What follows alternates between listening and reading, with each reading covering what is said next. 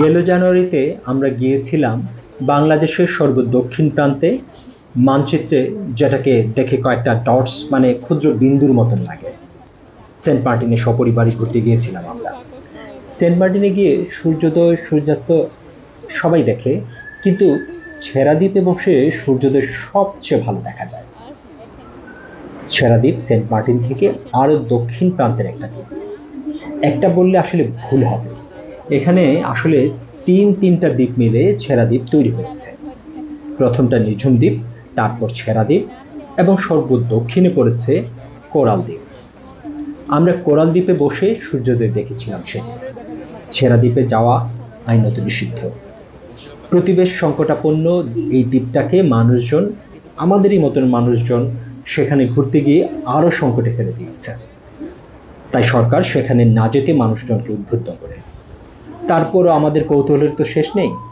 ওই নিষেধাজ্ঞা অমান্য করেই চুপিসারে কোস্টগার্ডের চোখ ফাঁকি দিয়ে দলে দলে লোক ছেড়া দিতে যায়। অবশ্য সূর্যোদয় দেখে আবার ফিরে আসে।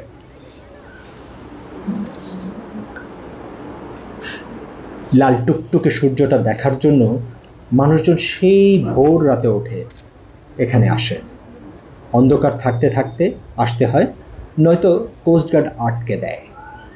যে সময়টা সাধারণত এই ছেড়া দ্বীপে সূর্যোদয় দেখার জন্য মানুষজন আসে, সে সময় ভাটা থাকে, পানি সরে যায় দূরে, তাই প্রবালগুলো উপরে ভেসে ওঠে। দ্বীপটাকে তখন কঙ্কালসার লাগে। জোয়ারের সময় কিন্তু একেবারেই পাল্টে যায় সেই চিত্র। চারদিকে নীল সবুজ জলরাশি খেলা করে, ঠিক তার নিচেই সাদা বালি, সে এক অপূর্ব দৃশ্য। 2006 সালে প্রথমবার যখন আমরা ছেড়া দ্বীপে গিয়েছিলাম, তখন দ্বীপের সেই নীল জলরাশির অপূর্ব সৌন্দর্য উপভোগের সুযোগ হয়েছিল। এবার অবশ্য সে সৌভাগ্য হয়নি, তবে এবার সূর্যোদয় আর সূর্যাস্ত দারুণ উপভোগ করেছে।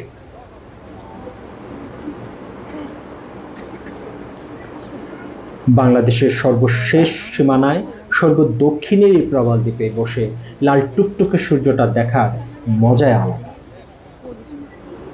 তবে হ্যাঁ, ছেড়া দ্বীপে যারা যাবেন তাদের জন্য ছোট্ট একটা পরামর্শ: স্যান্ডেল পরে ছেড়া দ্বীপে যাওয়ার বা প্রবালে পা রাখার চেষ্টা করবেন না মোটেও। যে কোনো সময় পা হড়কে গিয়ে দুর্ঘটনা ঘটতে পারে, তাই কেশ জাতীয় কিছু পরে নেওয়াই ভালো।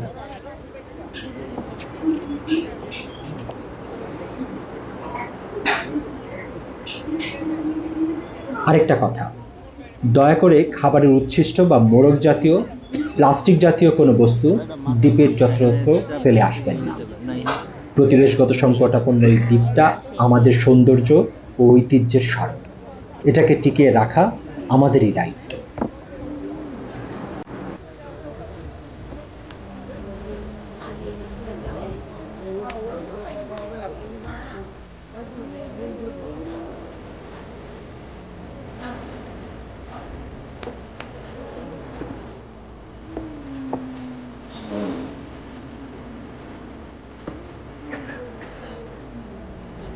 কালকে তো বাসাতে